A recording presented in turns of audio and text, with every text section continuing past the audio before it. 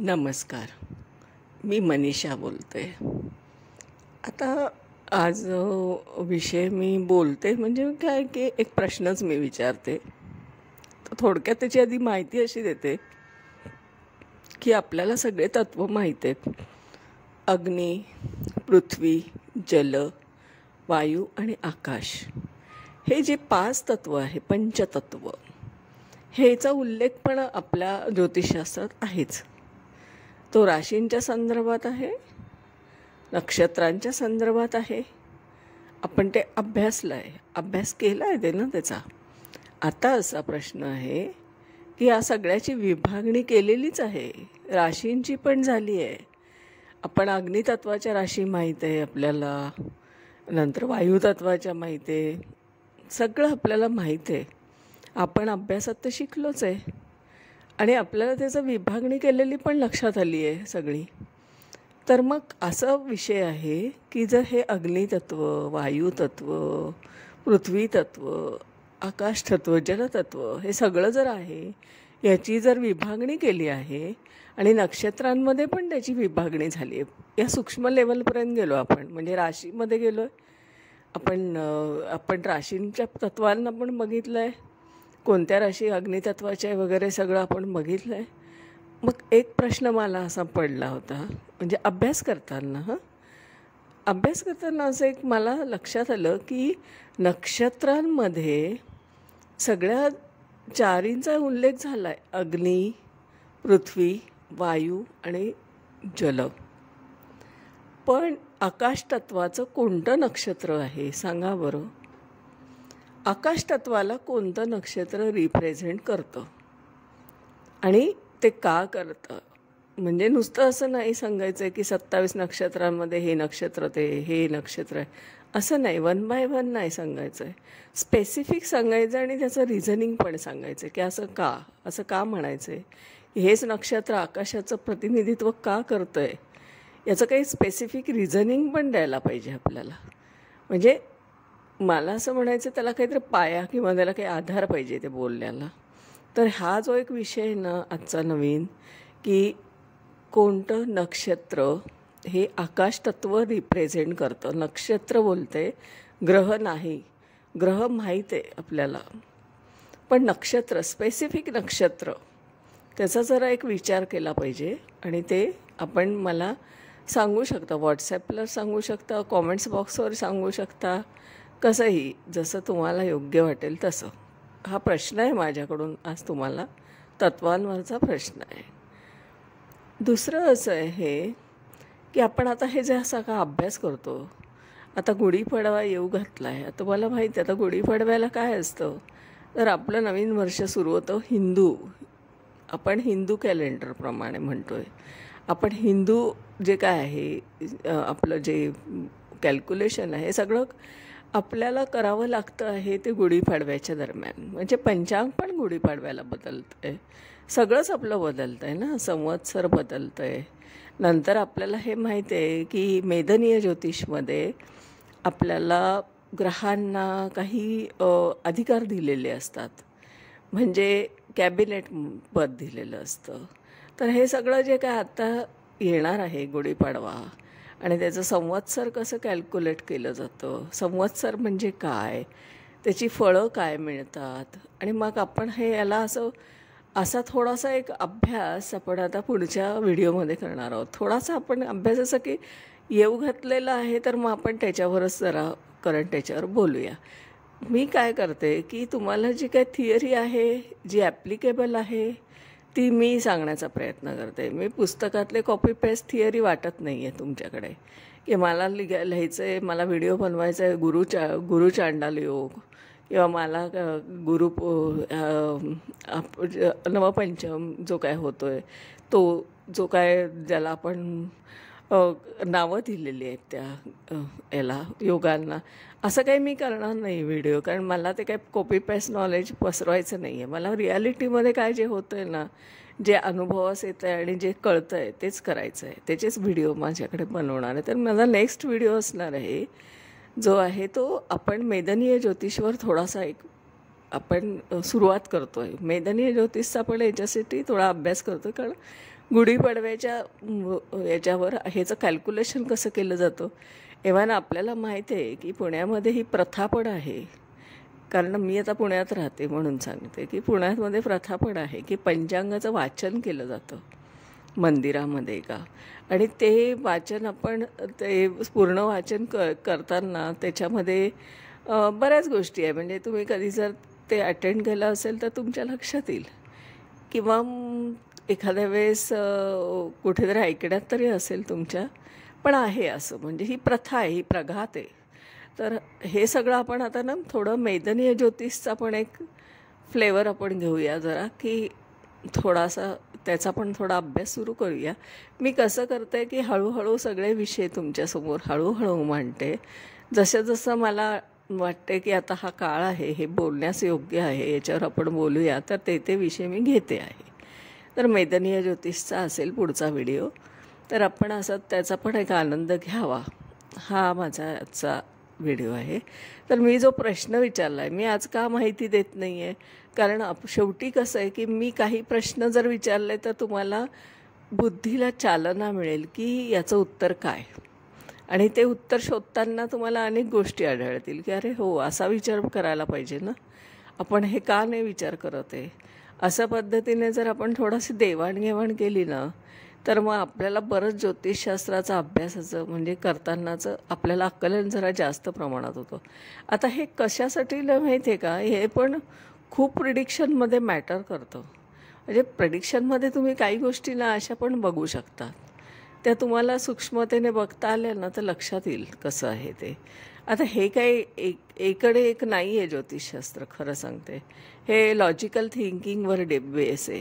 म्हणजे logical thinking म्हणजे काय, की तुम्ही एकच कुंडली घेऊन तुम्ही अनेक ज्योतिषांकडे गेला, ज्योतिष मंडळींकडे, आणि जन्मकुंडली एकच आहे, आणि विश्लेषण करायला सांगितलं तर अनेक उत्तरं येत आहेत त्याच्यातून, वेगवेगळी. एक सिमिलॅरिटी अजिबात नसते.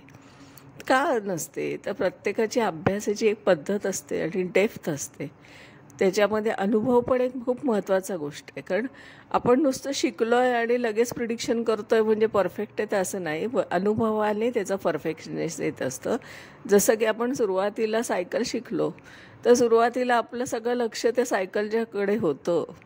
सायकल चालवताना आपण काही करत नव्हतं, आपलं कॉन्सन्ट्रेशन पूर्ण सायकलवर होतं आणि पडू नये म्हणून जी काळजी घेत होतो. तशा पद्धतीने आपण सुरुवातीला ज्योतिषशास्त्र शिकत असतो.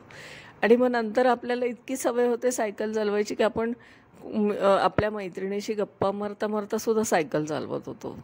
मग तेव्हा काय झालं, त्याला एक्सपर्टी आली, म्हणजे आपण एक्सपर्ट झालो. आपण काही लक्ष न केंद्रित करता दुसऱ्या गोष्टी करता करता पण सायकल चालवायला लागलो होतो. तसंच ज्योतिषशास्त्राचं आहे. तुम्ही अनेक वर्ष गेले कन्सल्टिंगमध्ये, जेव्हा तुम्हाला अनेक गोष्टी अनसीनमधल्या दिसायला लागल्या आणि त्या अनुभवास यायला लागल्या की तुमची एक डेप्थ तयार होते. म्हणून काय होतं की नुसतं आपण क्लास केला आहे आणि लगेच मला प्रिडिक्शन येणार आहे आणि मी लगेच येणार नाही. प्रॅक्टिस करा. प्रॅक्टिस मस्त महत्त्वाची आहे. कारण आपण बघितलं की वैद्यकीय क्षेत्रातसुद्धा तुम्हाला सर्टिफिकेट दिलं जातं.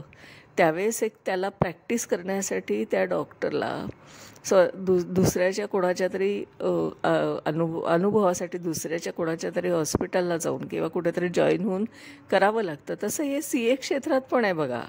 चार्टेड अकाउंटंटच्या क्षेत्रातसुद्धा हे आहे. तर ते सगळ्याकडे कसं लागू आहे ना, तसं ज्योतिषशास्त्रात पण लागू आहे. आपण असं पटकन सर्टिफिकेट मिळालो म्हणून आपण आता एक्सपर्ट झालो आणि लगेच प्रिडिक्शन करायला लागलो असं होऊ शकत नाही. त्याला थोडी अनुभवाची पण जोड लागते, असं माझं म्हणणं आहे. मी कोणाला असं मागे खेचत नाही आहे, पण मी एक रियालिटी सांगते, समोर मांडते की तुम्ही प्रयत्न करत करत करत एक्सपर्ट होता असता. तर प्रयत्न सोडू नका, प्रिडिक्शन करत राहा. पण एक्सपर्ट होण्याची जी अपेक्षा करताय ना की लगेच मला येईल, तर ते तसं थोडं कालावधीने येऊ शकतं बरं का. आणि असं एक साधारणपणे एक रियालिटीमध्ये जर आपण ज्योतिषशास्त्र शिकत गेलो ना, तर एक वेगळ्याच आपण लेवलवर पोहोचू शकतो. हे मी माझ्या अनुभवाचे बोल सांगते. ते नाही असं होऊ शकत नाही. नाहीतर मग होतं काय, दोन प्रकार होतात. एक तर म्हणजे काय होतं की आपण परीक्षा देतो, सर्टिफिकेट घेतो आणि ते भिंतीवर टांगलेलं असतं. जसं आपण म्हणतो ना, भिंतीवर एखादी वस्तू टांगलेली आहे तसं राहतं आणि पुढे आपण प्रिडिक्शन करतच नाही. आपण एक प्रकारचा कॉन्फिडन्स नसतो, तो प्रिडिक्शन आपण करत नाही. आणि मग करतो, जे मंडळी करायला लागतात ती असं समजतात की मला लगेच आलं पाहिजे. तर तसं नसतं. अनुभव पण खूप महत्त्वाचा आहे या क्षेत्रातला. जितके जास्त अनुभव तितके तुम्हाला वेगवेगळ्या प्रश्नांचे उत्तर असं मिळत असतात. कारण इकडेच एक असं ज्योतिषशास्त्रात नाही. ही पहिली रिॲलिटी आपण स्वीकारली पाहिजे. तर आजच्या दिवसामध्ये मी जो प्रश्न विचारला आहे त्याचं एक उत्तर अपेक्षित आहे मला.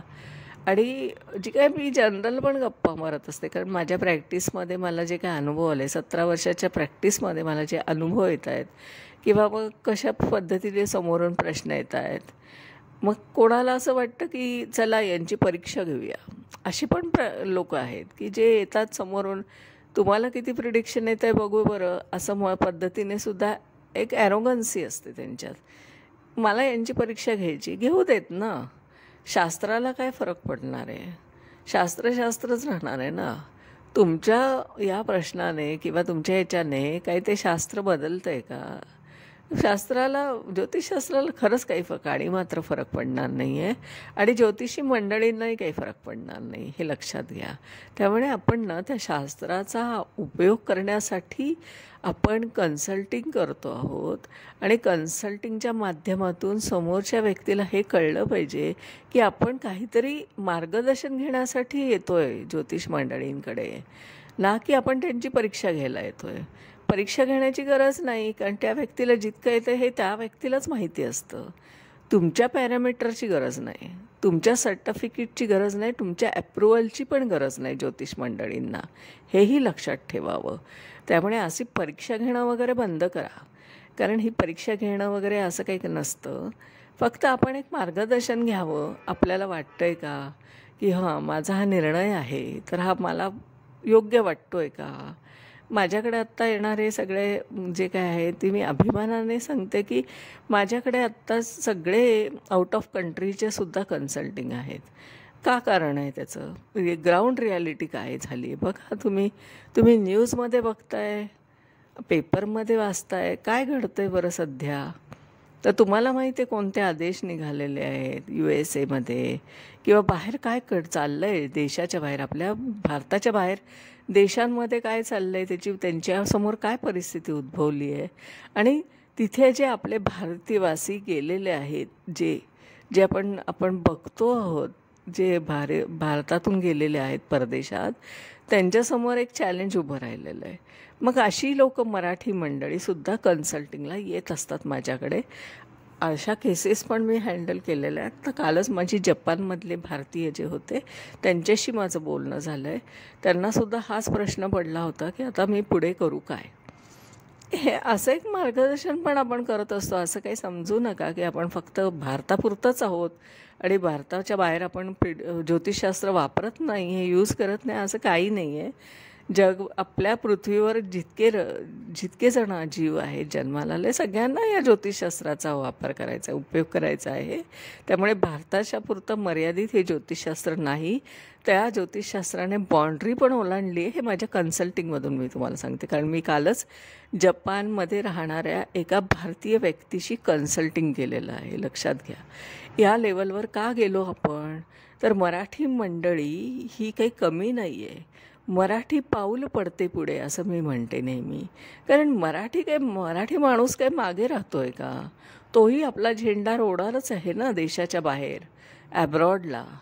तीच माझी धडपड चालू आहे. माझ्याकडे क्लायंट आहेत, माझ्याकडे जे काय आपले भारतीय गेलेले आहेत परदेशात, ती सगळी क्लायंट माझ्याकडे कम्युनिकेशनमध्ये आहेत, कन्सल्टिंगच्या माध्यमातून आहे. असं नाही समजायचं की आपण कुठे कमी पडतो आहे. आपण ऑलवेज, मराठी मंडळी जी आहे ना, त्यांनी हा विचार केला पाहिजे की आपलं पाऊल पुढे पडत असतं. मराठी पाऊल पुढे, आपले झेंडे रोवायचे आहेत. ज्योतिषशास्त्र आपल्याला या पद्धतीने सुद्धा नेता येतं, या लेवलवर नेता येतं, हे सिद्ध आहे. आपण ह्याचा अभ्यास थोडासा जास्त प्रमाणात करायचा आहे आणि संशोधनात्मक वृत्ती ठेवली ना तर आपल्याला हे सगळं करता येणं शक्य आहे असं मला वाटतं.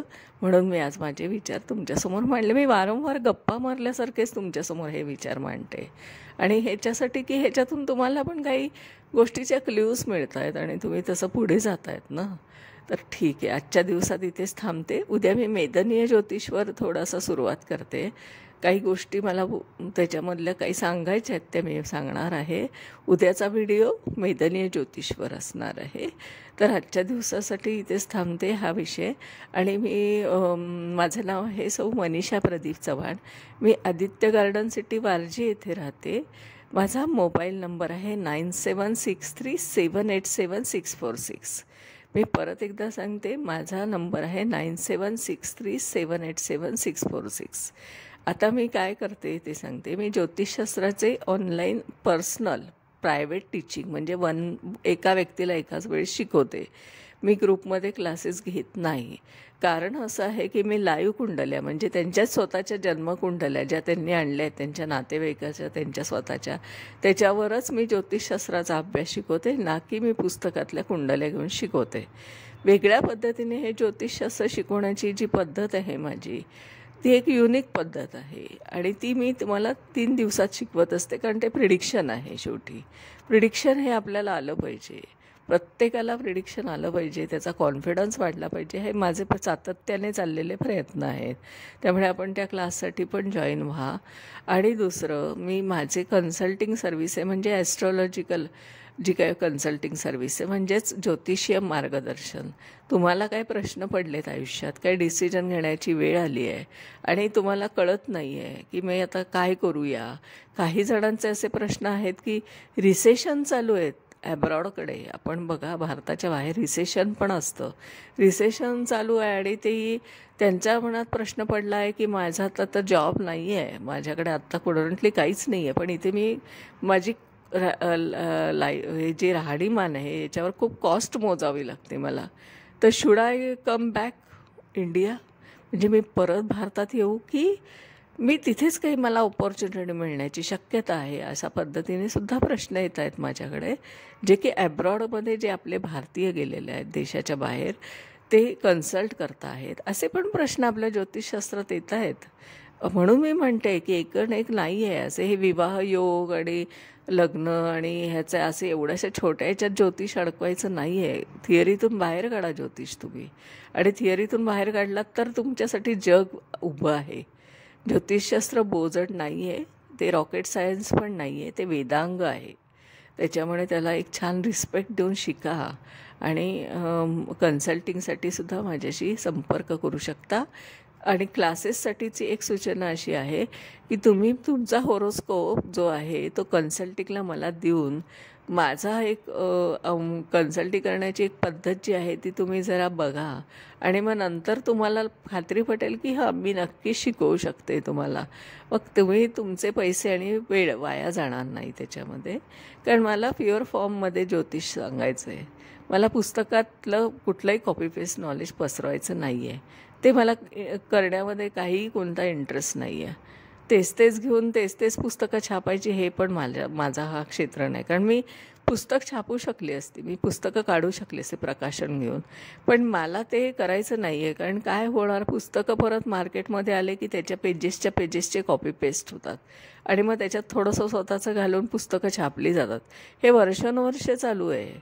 ही रियालिटी आहे. पुस्तकं छापणं म्हणजे काय, तर 2 या पुस्तकातले वाक्य घ्यायचे, 2 त्या पुस्तकातले वाक्य घ्यायचे, असे असंख्य पुस्तकांमधले वाक्य घ्यायचे आणि स्वतः एक लेखक असल्यासारखं सांगून मग ते पुस्तक छापायचं.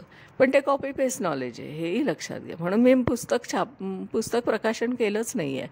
तुम्हाला जर शिकायची इच्छा आहे माझ्याशी डायरेक्ट कॉन्टॅक्ट करा. मी कुठलंही पुस्तक छापणार नाही आहे माझ्या रिसर्चचं आणि मी कुठल्याही लिखात स्वरूपात कुठेही काही लिहिणार नाही. जे माझ्या कॉन्टॅक्टमध्ये क्लासच्या माध्यमातून येतात त्यांच्यापर्यंत हा माझा रिसर्च जातो आहे आणि मला काही घाई नाही आहे. मी हळूहळू पोचण्याच्या परिस्थितीत आहे. कारण मला काही या स्पर्धेत काही पुढे पळायचं नाही आहे आणि मला काही या रेट रेसमध्ये इंटरेस्ट पण नाही आहे.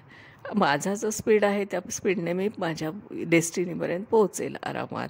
त्यामुळे पुस्तकं प्रकाशन करण्याचा हा माझा विषय नाही आणि इच्छा पण नाही आहे.